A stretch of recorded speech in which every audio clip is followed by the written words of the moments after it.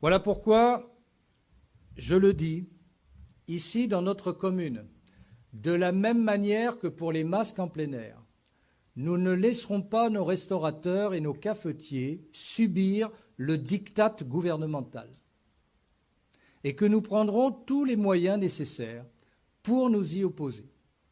J'invite d'ailleurs les restaurateurs et les cafetiers et leurs clients à le faire savoir haut et fort et à ne pas se laisser tondre comme les moutons. Je le répète, chacun est responsable de ses actes. Celui qui a des craintes légitimes, qui doit être protégé, fait en sorte d'eux.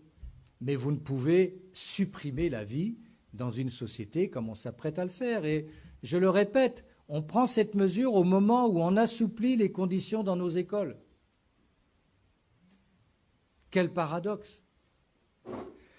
Donc ce que je vous propose très solennellement, c'est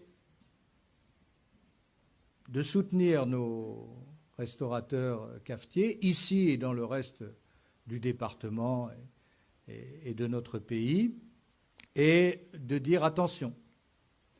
Faites bien attention quand vous allez dicter des mesures, parce que ça ne se passera pas comme ça. Et je pense qu'un gouvernement responsable doit veiller à la paix civile. Et il ne prend pas le chemin de la paix civile. Et ce que nous faisons là, c'est préventif. Mais nous ne laisserons pas refermer nos établissements de commerce une nouvelle fois, comme ça a été le cas précédemment. Et je répète les chiffres. Lorsque le confinement a été établi, on était à près de 1000 morts par jour.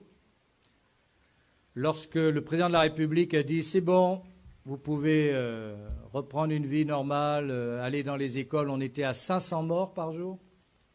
Quand les écoles ont rouvert, on était à 250 morts par jour et qu'à l'heure actuelle, nous sommes à 40 morts par jour.